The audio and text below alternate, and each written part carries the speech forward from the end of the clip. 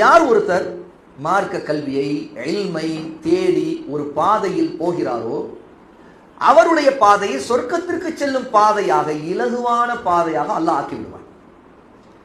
அப்படி என்றால் இல்மை தேடக்கூடிய பாதை, கற்றுக்கொள்வது, தொடர்ச்சியாக தேடிக்கொண்டிருப்பது, சொர்க்கம் போவது லேசாக ஆக்கக்கூடிய பாதை. ஒருத்தர் இல்மை கற்றுக்கொண்டா அமல் செய்திகளா நாளைக்கு அல்லாஹ்ட்ட கேள்வி வருமே அப்படின்னு பயந்தார்னா, இதனால அவர் விலகி போனார்னா அவர் சொர்க்கம் போறது ரொம்ப கஷ்டம்.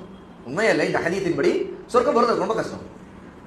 ஒருத்தர் நாளைக்கு அல்லாஹ்வோட கேள்வி கிட்ட பதில் சொல்ல முடியாதுங்கிறதுக்காக, அதாவது அமல் செய்யக்கூடாதுங்கிறதுக்காக இல்மை கற்றுக்கொள்வதை தடுத்து கொண்டார்னா, அப்படி அமல் செய்யாமல் அவர் வழிகடுவார் இல்லையா? அப்ப வழிகட்டுட்டார்னா நரகம் போறது ரொம்ப ஈஸி, சொர்க்கம் போறது ரொம்ப கஷ்டம், நரகம் போறது ரொம்ப ஈஸி.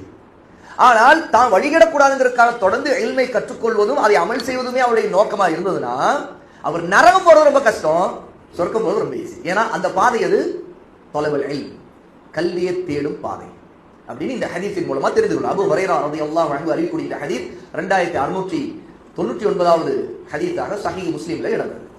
அப்ப இந்த ஆதாரங்களை எல்லாம் முன்வைத்து ஷேக் ஹஃபிதஹுல்லாஹ் குறிப்பிடுறாங்க, ஒருவர் இஸ்லாமிய கல்வியை தேடுவதை கொண்டு தன்னுடைய தரஜா, அந்தஸ்து உயர வேண்டும் என்று அல்லாஹ்விடம் நாட வேண்டும். ஆகவே இந்த சிறப்பு தனக்கு கிடைக்க வேண்டும் ஆசைப்படக்கூடியவர் ஒரு காலம் இல்மை தேடுவதை விட்டு விடக்கூடாது. அமல் செய்யணுமே, நாளைக்கு அதற்கு கேள்வி இருக்கேங்கிறதுக்காக விட்டு விடக்கூடாது என்று சொல்றாங்க.